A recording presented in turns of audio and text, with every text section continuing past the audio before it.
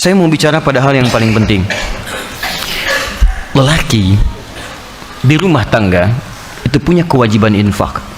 Dalil Quran surah keempat ayat 34 paling kiri sebelah atas. Ar-rijalu qawwamuna 'alan nisa bima faddalallahu ba'dahum 'ala ba'din wa bima anfaqu min amwalihim. Tolong fokus di sini. Infak pertama, kepala keluarga kepada anggota keluarganya. Saat Dzulhijjah ini, coba antum evaluasi.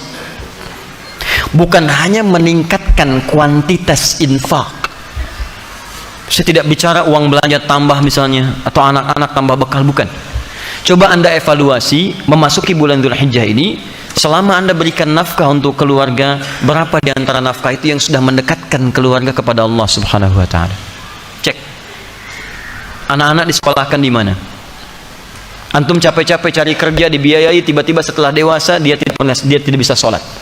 Jenazah tidak bisa menyolatkan antum. Antum meninggal tidak bisa mengafani antum. Apa investasi antum? Gak ada gunanya di situ.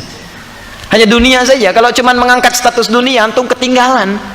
Yang belum beriman pun mereka sudah mengangkat anaknya demi status dunia. Anda pengen anak juara matematika, anak orang lain sudah dapat Nobel.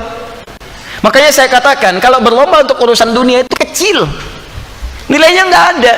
Celupkan air ke dalam gelas, angkat sedikit, tetesan pertamanya dunia. Cuman segitu nilainya.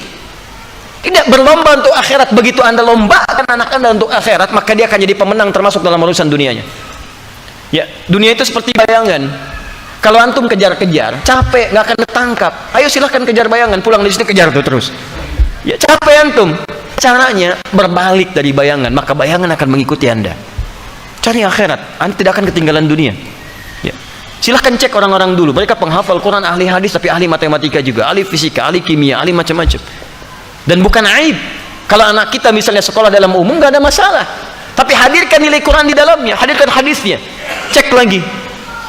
Rumah yang antum kemudian titipkan pada istri ketika antum bekerja, jadi apa di dalamnya? Cuman sekedar tidur, istirahat, masak dan sebagainya. Jangankan Anda yang belum beriman pun bisa menggunakan rumah seperti itu. Pernah nggak rumahnya dipakai zikir?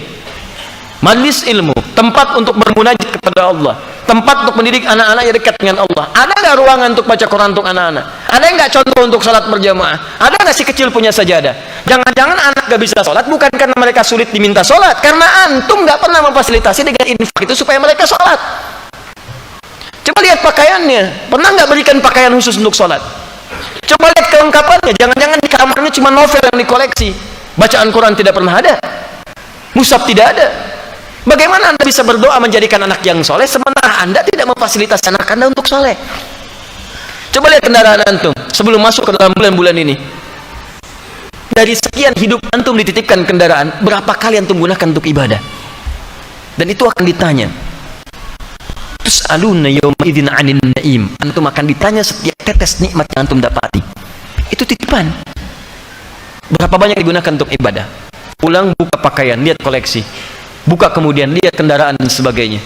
Dibandingkan dengan urusan-urusan dunia, berapa digunakan untuk kepentingan ibadah di hadapan Allah Subhanahu wa Ta'ala. Makanya saya katakan modifikasi isinya dari sejak sekarang. Antum punya kendaraan, mobil misalnya, isikan murotal Quran di dalamnya. Berangkat kemana-mana itu jadi saksi di hadapan Allah. Jadi saksi itu. Antum dengarkan tausiah, dengarkan Quran di situ. Ya pakai motor misalnya, gunakan untuk yang baik-baik dan seterusnya. Itu luar biasa. Dan itu indah. Kalau nggak percaya coba. Bikin visi dari sekarang, perbaiki keluarga, nafkah yang digunakan, gunakan untuk kepentingan nilai-nilai kebaikan sebagai tuntunan syariat. Maka Allah akan titipkan keberkahan di dalamnya. Ada seorang ahli Quran, tinggal di pedesaan. Suaminya bekerja sebagai buruh bangunan. Istrinya itu ngambilin kayu. Masya Allah, kadang-kadang tidak malu di kesawah dan sebagainya. Tapi tahukah antum, istrinya hafizah penghafal Quran. Anak-anaknya penghafal Quran. Suami pulang ke rumah cuma 500.000 dibawa, tapi tidak pernah ada keluhan di lisannya. Yang dia katakan, Masya Allah, Alhamdulillah, Abi bawa uang banyak sekali, banyak sekali. Setiap tamu datang dimuliakan oleh beliau, makanannya, segalanya, macam-macam, ada keberkahan di dalamnya. 500.000 tahan dalam sebulan, disebut banyak, dan ada keberkahan di dalamnya. Antum 5 juta, 15 juta masih merasa kurang, butuh berapa lagi? Coba cek lagi.